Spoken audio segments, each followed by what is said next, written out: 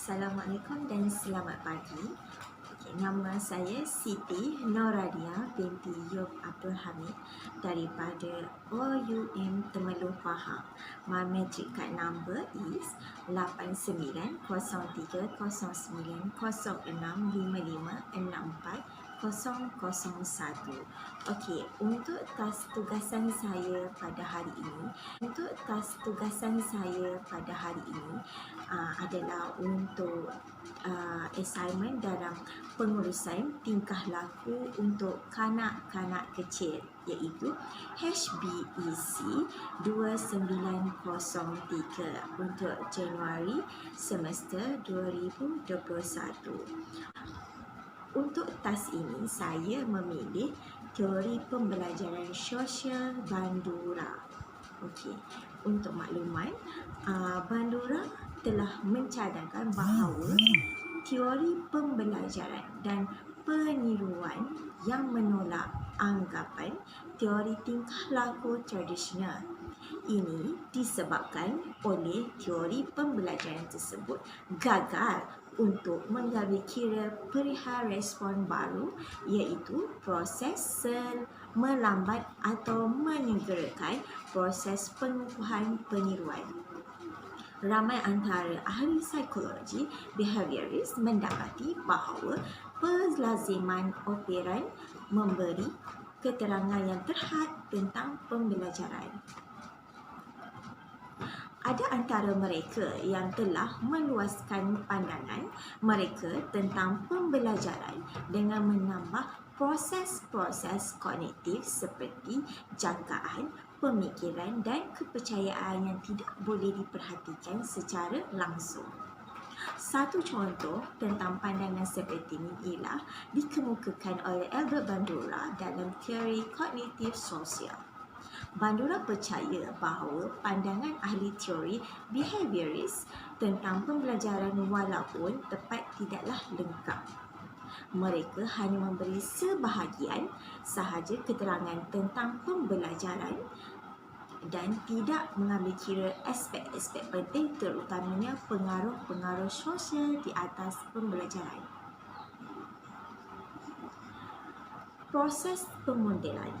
Proses pemodelan adalah atau modeling teori digunakan untuk menggambarkan aplikasi dari teori social learning secara umum untuk membentuk tingkah laku yang baru melalui penggambaran media. Media memberi peluang yang membuat daya tarik yang sangat besar dari pola-pola tingkah laku yang dinyatakan dalam media oleh komunikator. Apa yang dimaksudkan dengan modeling atau peniruan? Ia sebenarnya bermaksud satu proses meniru, model dan menghasilkan tingkah laku yang hampir menyerupai tingkah laku model tersebut. Proses peniruan ini akan berlaku di atas sebab model yang ditiru tersebut mempunyai keunikan ataupun keistimewaan yang berlainan. Apabila model tersebut diperhatikan dengan lebih lama, maka ia akan ditiru oleh orang lain dari segi tingkah lakunya. Bagaimana pula maksud dengan model? Model pula bermaksud individu yang dirujuk atau ditiru serta mempunyai pengaruh pengubah tingkah laku pemerhati. Individu yang dirujuk ini merupakan orang yang selalu muncul di persekitaran kita dan biasa dilihat oleh kita. Ciri-ciri teori Albert Bandura ialah: yang pertama, unsur pembelajaran utama ialah pemerhati dan peniruan. Yang kedua, tingkah laku model boleh dipelajari melalui bahasa, misalah dan teladan.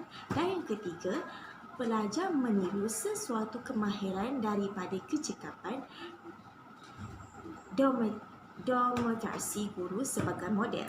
Dan yang keempat, pelajar memperoleh kemahiran jika memperoleh kepuasan dan peneguhan yang berpatutan.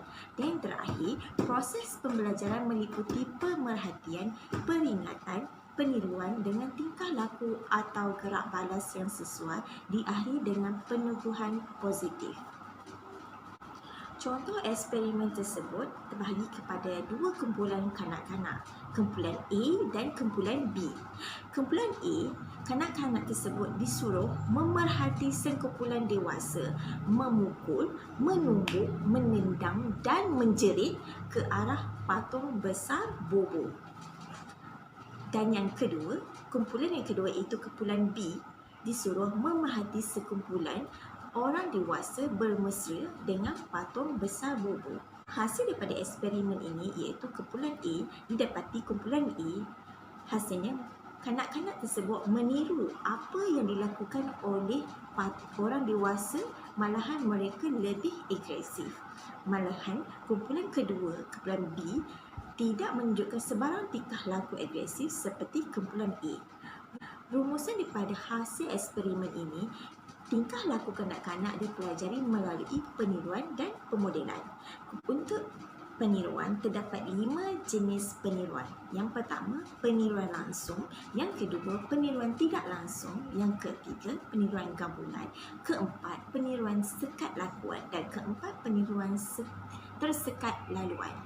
Rumusan untuk video ini adalah perasaan individu ini memainkan peranan yang penting dalam perkembangan moral.